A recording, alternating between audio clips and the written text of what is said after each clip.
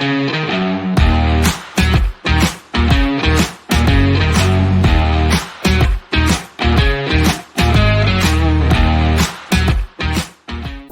buenas tardes, estás una vez más aquí en el canal de Doble J, el canal en donde siempre traemos invitados especiales. Hoy tenemos el placer, el homenaje de tener con nosotros a Andrés Penagos.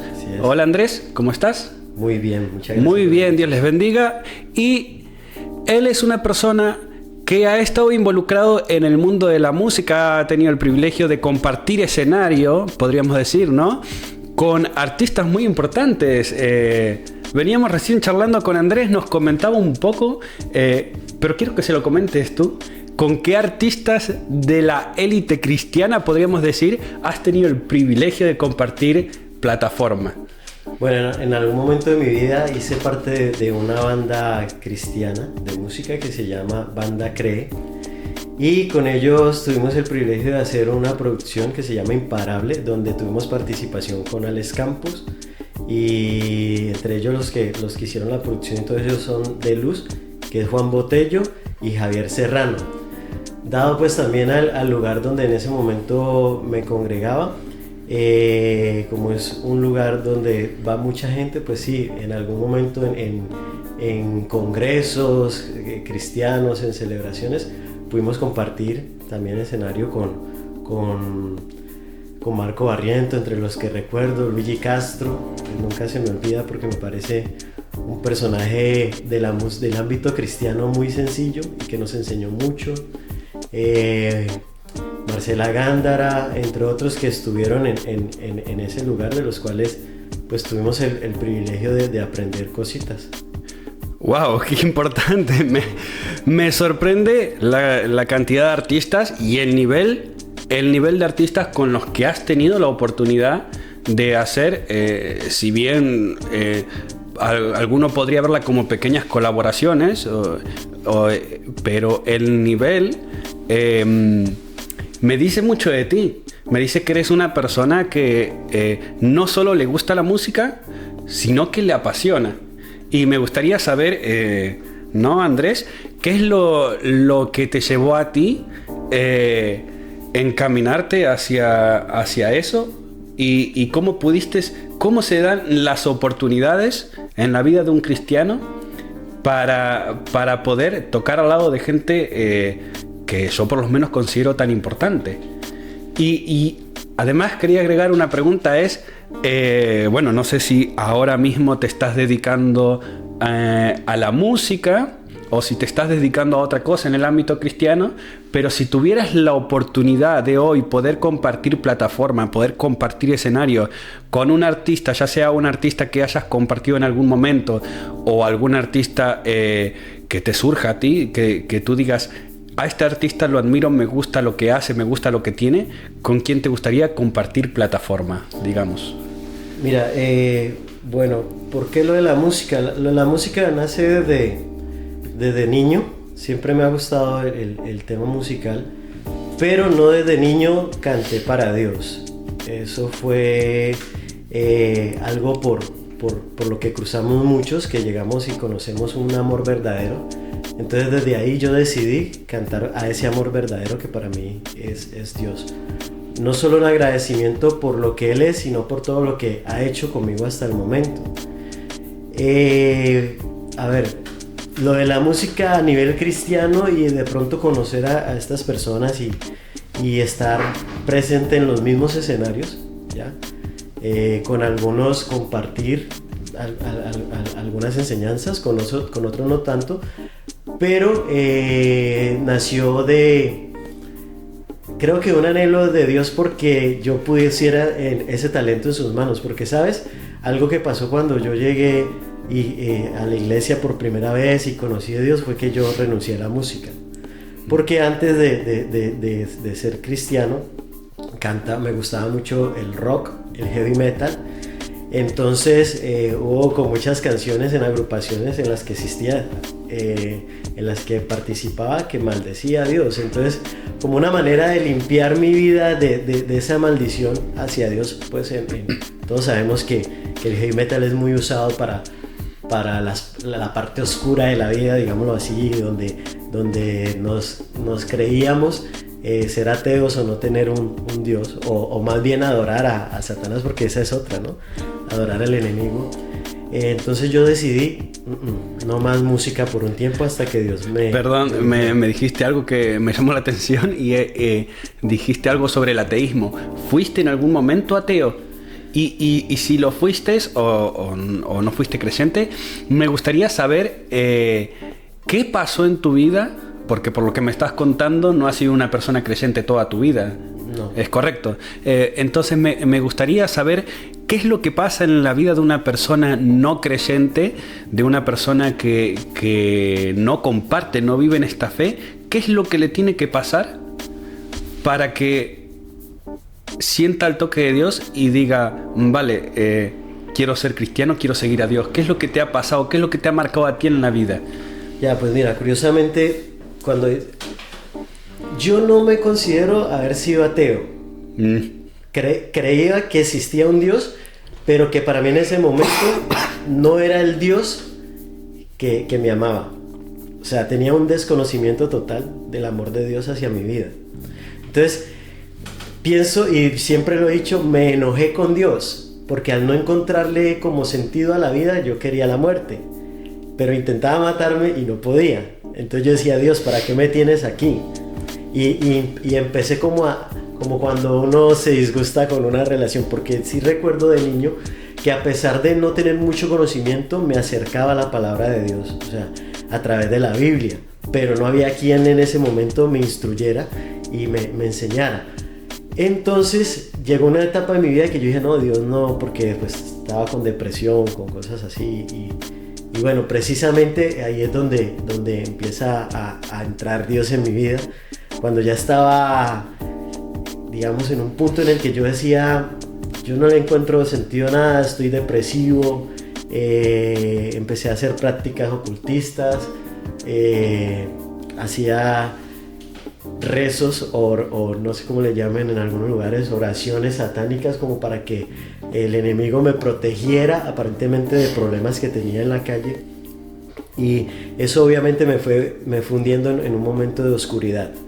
Entonces, en ese momento de oscuridad hay algo que parte el sentido aún más de mi vida, y es que pierdo un hermano lleno de vida que quería vivir, lo muere de una manera absurda, lo asesinan realmente, y entonces me enojo más con Dios, porque yo decía, si yo quiero morir, ¿por qué Dios permitió que mi hermano muriera? Que él era el que quería vivir, yo le cambio ese lugar. De hecho, el día que lo hirieron y me llaman y me dicen, Andrés, tu hermano está herido, lo llevan camino al hospital, yo le decía a Dios, me acordé de hablar con Dios, y levanto mi vista hacia él y digo, Dios, te cambio ese lugar, dale vida porque él quiere vivir, pero yo quiero morir. Y no pasó lo contrario. Aparentemente, pues mi hermano murió, pues porque esto es un testimonio largo, pero te voy introduciendo eso. Entonces allí empieza una cosa más horrible en mi vida, porque se aumenta más la tristeza. Ahora ya no solo cargaba tristeza, cargaba rencor, cargaba odio, ¿sí? Quería vengar la muerte de mi hermano. A mi hermano era una persona muy popular y lo conocían mucho, entonces había mucha gente muy dolida, que esto los tocó mucho, y entre varios queríamos hacer eso. Pero entonces Dios ya tenía un camino plasmado. Mira, resulta que un día era tal la tristeza, la angustia, que yo dije, me predicaban de Dios. De hecho, recuerdo mucho una señora que, si algún día ve este video, era alguien que me visitaba y que yo siempre le hacía desprecio, me negaba, pero bueno, ahí quedó la semilla, y yo sé que se hizo parte. Pero me acordé de eso que me decían, de que Dios podía quitar esa angustia, esa tristeza, que no me dejaba tranquilo. Yo no dormía, no comía bien, estaba muy delgado, todo el tiempo estaba vestido oscuro, porque claro, como practicaba, mejor dicho, le había abierto mi corazón y estaba entronado el enemigo en mi corazón, ¿ya? Entonces al dejarlo entronarse, pues el enemigo no ama a nadie. Yo voy a decir una frase, mira, la gracia pertenece a Dios, y Dios le quitó la gracia al enemigo, por lo cual el enemigo es un desgraciado. Y todo el que él quiere tener allí, lo quiere tener lejos de esa gracia y en desgracia. Entonces me tenía así. Entonces yo recuerdo mucho que yo me voy de rodillas en un momento solo, le digo, Dios, si es verdad lo que todos ellos han dicho de ti hasta este momento, haz algo. Porque si tú no quieres quitarme la vida, yo no quiero vivir así. Eso fue la oración. Yo creo que he orado muchas, miles de veces, porque ya son hace 16 años. No me imagino cuántas veces he orado.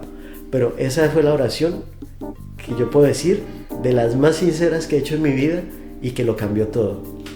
Porque fue como, aquí yo estoy a la puerta y llamo, si alguno abriere, yo entraré.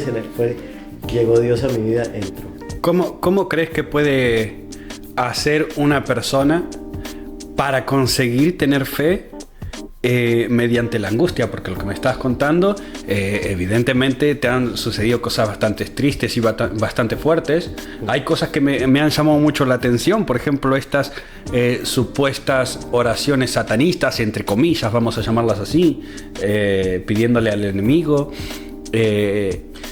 Cosas bastante fuertes en los que tú has sabido encontrar el camino de la fe.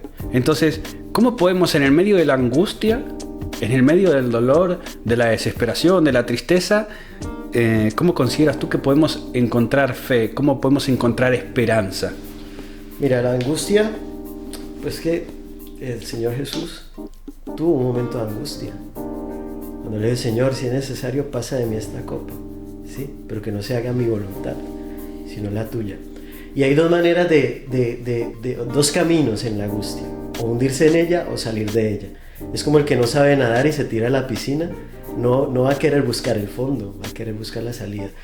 En ese momento de angustia, a ver, yo pienso que el Espíritu de Dios, como lo dice en Romanos 8, dice que Él intercede por nosotros con gemidos indecibles. Y yo creo que en ese momento de angustia, más que mi propio ser, mi mente que no tenía un conocimiento pleno, fue ese Espíritu de Dios como llevándome. Y yo dejando, ¿sí? En ese momento, soltando esa voluntad. ¿Por qué? Porque mira, en los momentos de angustia todos clamamos a Dios. Yo creo que todos, así sea en la mente, hasta el más ateo, cuando está al punto de morir, su alma salta, porque aún nuestra alma clama por la redención, dice la palabra, ¿sí o no? Y la adopción de Jesús.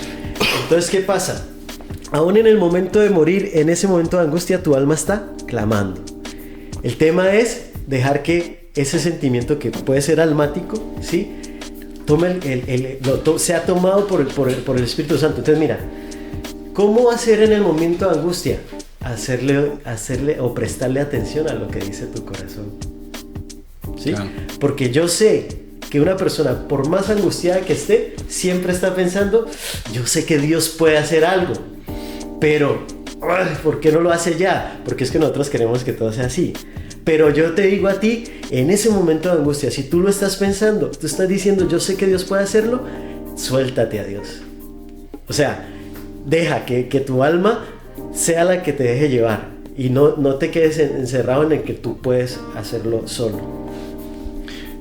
También te quería preguntar, si no consideras, bueno, en este tiempo que tú, en esta etapa que has tenido de creyente a lo largo de tu vida, si no consideras que el cristianismo como tal ha ido perdiendo fuerza, tal vez porque hay creyentes que no han vivido correctamente su fe o quizá por temor a mostrar lo que somos, porque hoy por hoy yo creo que hay una cierta persecución, y voy a decir persecución entre comillas.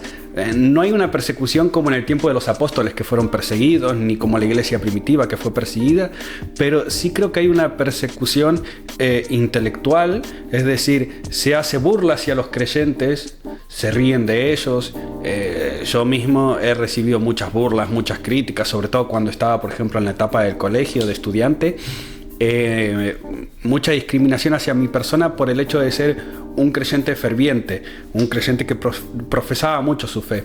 Entonces, yo considero que por esas razones y por otras razones más, la iglesia ha ido perdiendo fuerza y tal vez se ha ido apagando.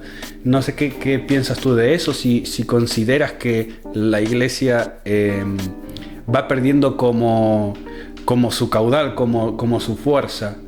Y si está relacionado con lo que tenemos que vivir los creyentes. Mira, yo pienso que la iglesia no ha perdido fuerza sino identidad. ¿Por qué? Porque lastimosamente o tristemente, ¿sí? Hemos querido adquirir una identidad ajena a lo que está escrito en la palabra. Entonces, por ejemplo, ahorita ya no se piensa tanto en dones espirituales. Ahorita se piensa más en que tu testimonio tiene que ser lo que tú más tengas. Entonces, ¿qué pasa? Hay gente que se acerca a Dios porque tiene necesidades físicas. Necesita ser sana, ¿no?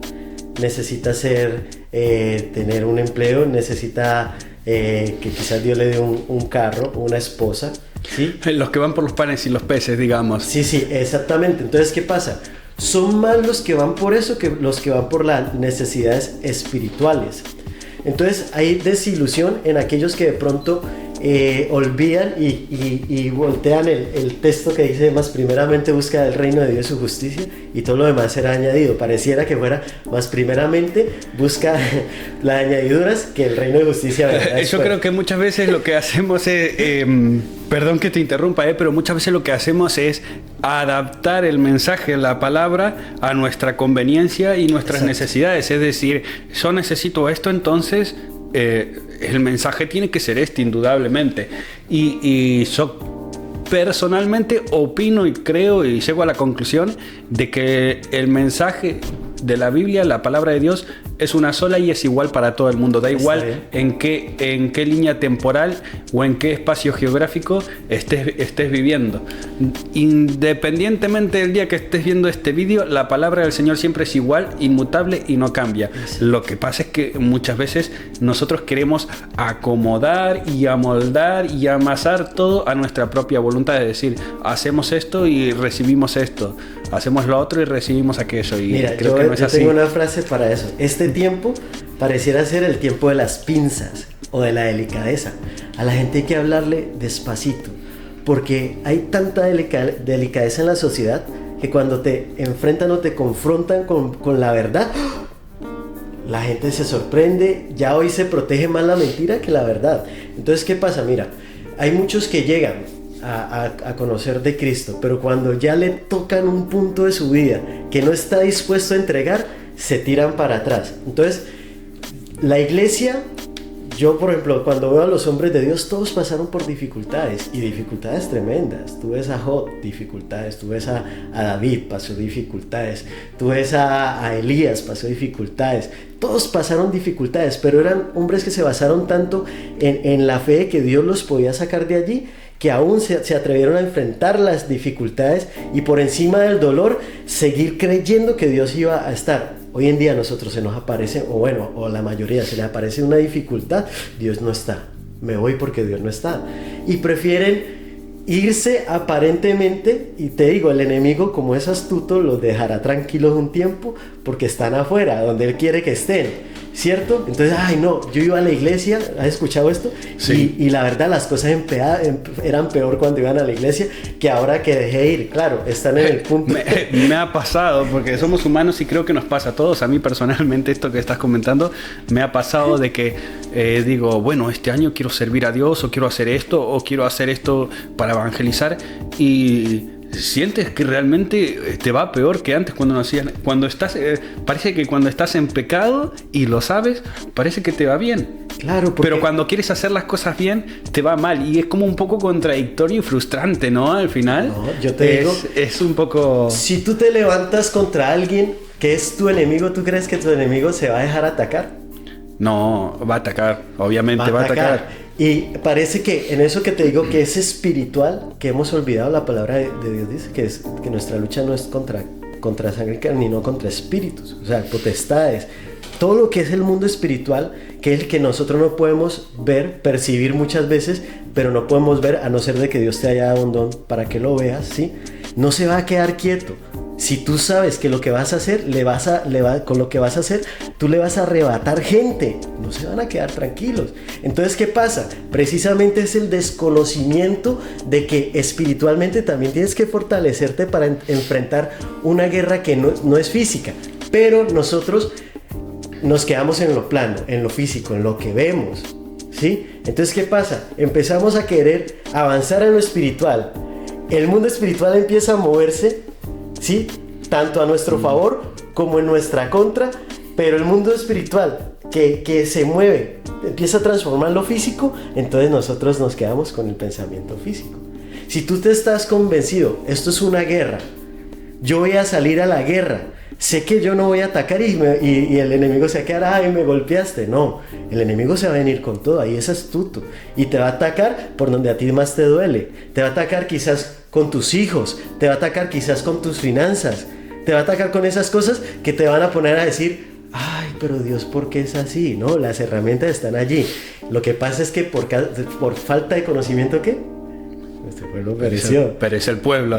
Y mira, te quería preguntar,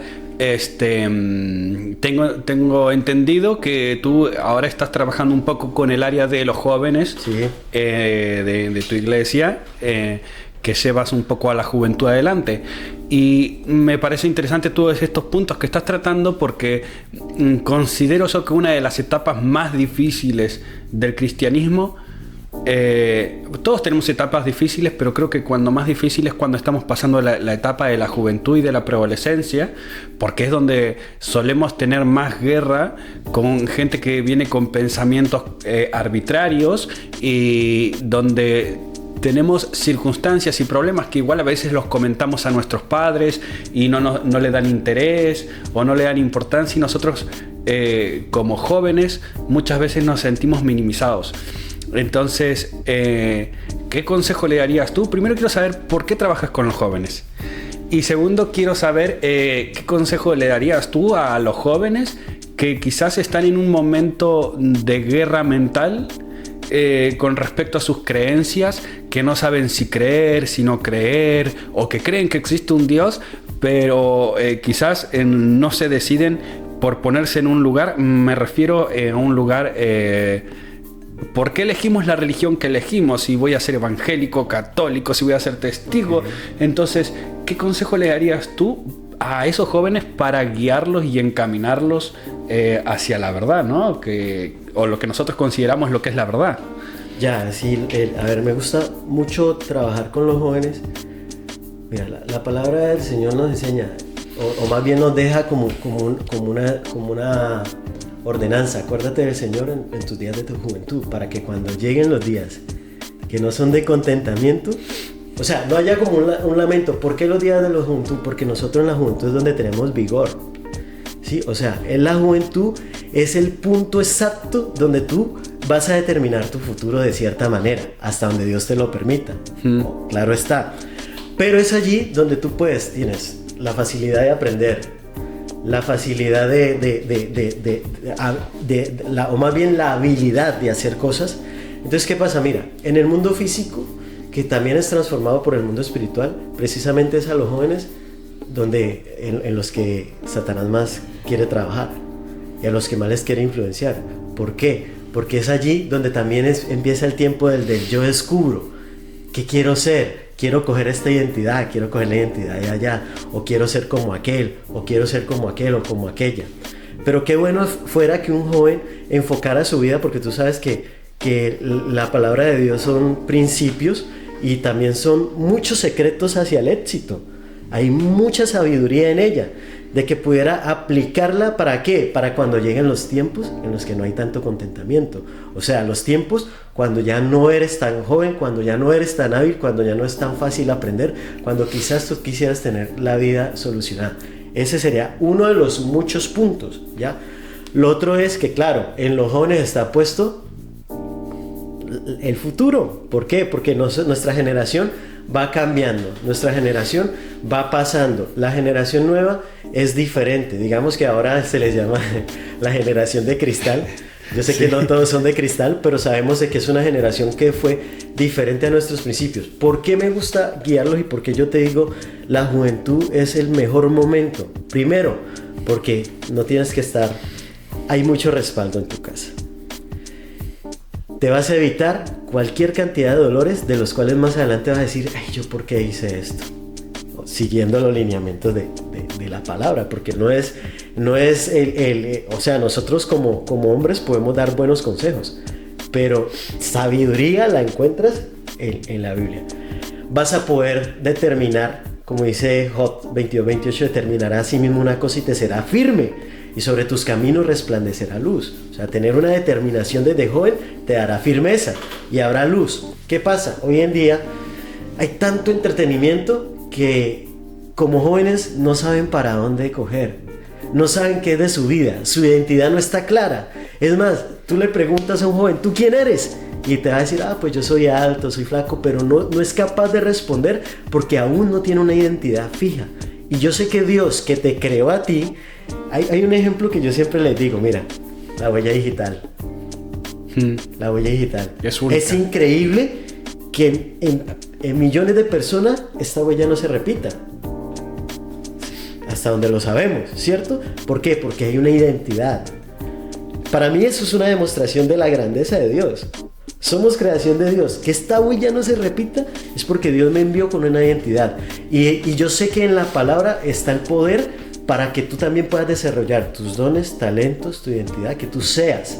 No que seas lo que la sociedad te dice que seas lo que Dios quiere que seas, porque Dios que te creó sabe para qué te creó. Y es diferente, porque es una vida diferente cuando tú encuentras tu razón de ser.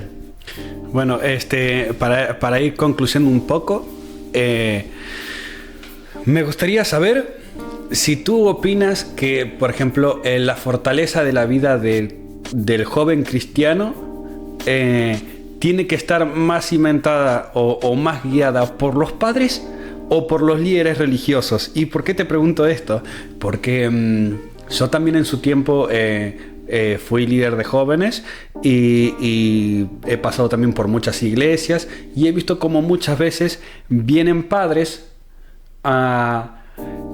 tal vez a cuestionarte de por qué mi hijo está así o por qué está yendo a estos sitios o por qué está haciendo esto, dejando en ti toda la carga como líder religioso de los jóvenes, como guía espiritual, y poniendo sobre ti todo el peso de las acciones y decisiones de sus hijos. Cuando yo personalmente, siempre aclaro que personalmente porque son opiniones mías, considero que es más efectiva la guía de un padre que de un líder. Entonces quería saber para ti ¿a qué le darías más importancia? ¿A la guía del padre del joven cristiano o a la guía de su líder eclesiástico, de la persona que le enseña la palabra quizás un sábado, un domingo o tal? ¿Qué es lo que más importancia tiene? ¿O es que el joven tiene que decidirse por él mismo y tomar su propia decisión de seguir a Cristo? No, o hay que obligarlo, porque es un poco por donde quería desviarme, porque hay muchos padres también que fuerzan y llegan casi, incluso a veces hasta obligar a los hijos a ir a concurrir a la iglesia o tal. Sí. Eso pasa mucho. De hecho, a mí no me gusta que nadie vaya a un lugar obligado. Bueno, te digo, un padre no puede dejar su responsabilidad, porque la responsabilidad que él tiene sobre ese hijo es de él, no de un líder cristiano. ¿Por qué? Herencia del Señor son los hijos. O sea, es una herencia dada por Dios. Y yo no puedo pretender que alguien instruya por fuera, aunque lo instruya bien, yo no puedo dejar todo el peso y toda la responsabilidad de esa persona. Porque es que el que debe ser sacerdote en mi casa, en el caso de los hombres, si son cristianos, soy yo. Yo soy el que tengo que manejar mi familia. De hecho, la Biblia dice, si tú no eres capaz de guiar tu casa, mucho menos vas a ser capaz de guiar una iglesia. Entonces, es curioso porque en mí está la responsabilidad de instruir al niño. Es un consejo, ¿no?, que da la palabra. Instruye al niño en su camino y aun cuando fuere grande, no se apartará de él. Para mí, todos tenemos que, o más bien, tenemos el libre albedrío de decidir. Mira, el único poder que creo yo tiene el hombre y que ni Dios toca es la decisión. El poder de decidir. Porque ni aun Dios te obliga a ti a que tú le sigas. Obviamente, o más bien claramente, vemos en su palabra que Dios está tocando. Caballero, toca.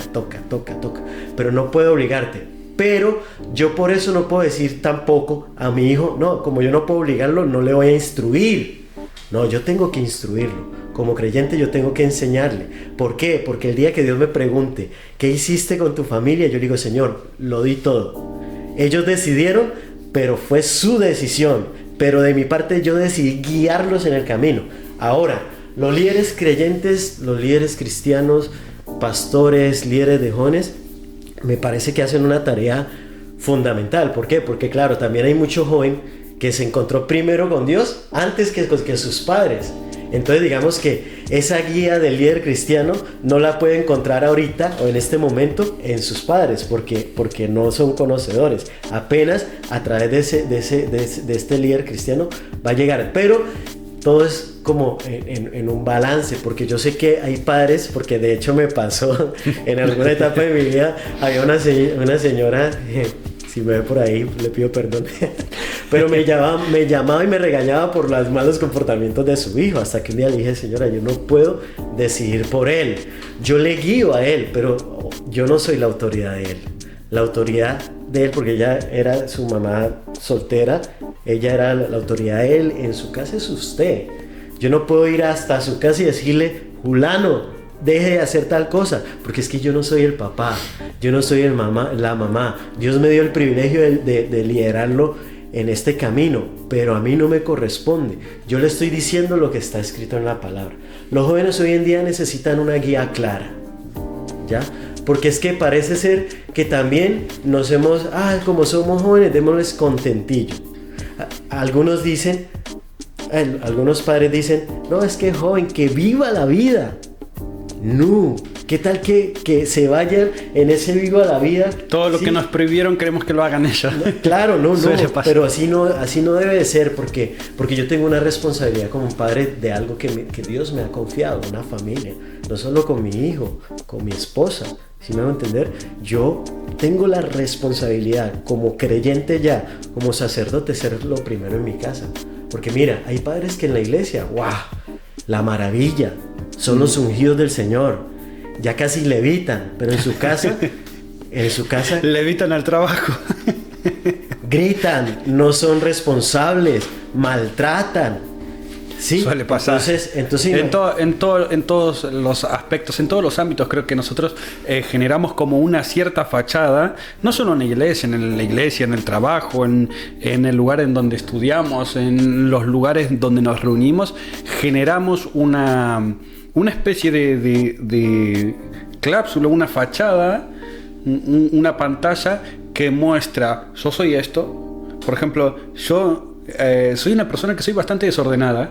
Tengo mis herramientas tiradas por ahí. Bueno, ahora aquí en las cámaras no sale, pero ahí por arriba de mis repisas tengo destornilladores, pinzas y tal.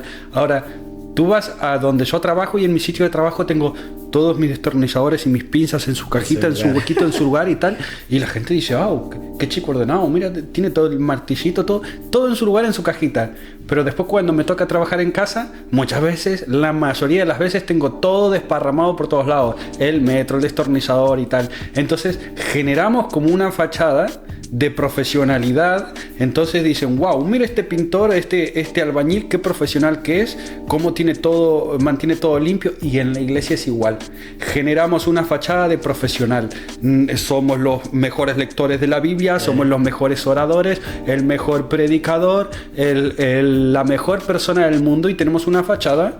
Pero cuando llegamos a nuestro hábitat, a nuestro ambiente natural, que es nuestra casa, nuestro hogar, tenemos nuestra vida desordenada, hablando espiritualmente, y eso puede conllevar grandes problemas, no solo en nuestra vida espiritual personal, sino también en la vida espiritual de las personas que nos rodean. Pues de hecho, uno de los mayores problemas por los cuales los jóvenes no se acercan a Dios es por el testimonio en sus casas. Sí, seguramente.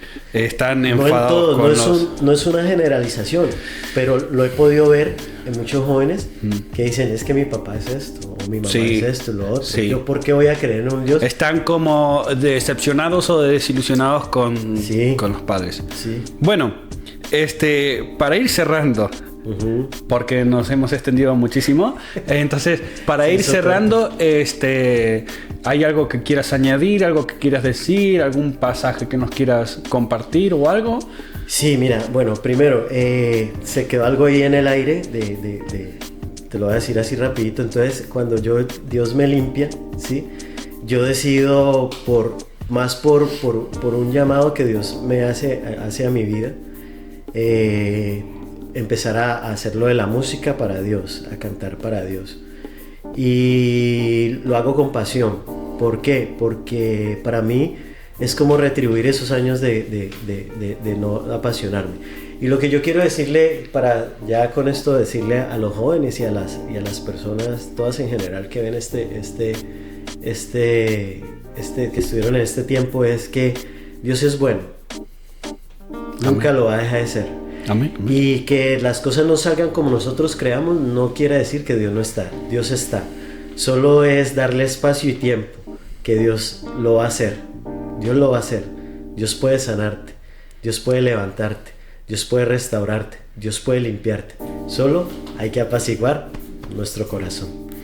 Amén. Bueno, hasta aquí el programa de hoy. Les recordamos que el día 30 de marzo vamos a estar sorteando una Biblia. El que quiera participar de este concurso simplemente tiene que seguir este canal de YouTube por ahí abajo donde esté, suscribirse al canal y dejar un comentario: yo quiero mi Biblia, en este vídeo o en cualquier vídeo que se haya subido en este canal de aquí hasta el 30 de marzo. El 30 de marzo sorteamos la Biblia y a la persona ganadora me pondré en contacto con esa persona para hacerle llegar su premio a su casa.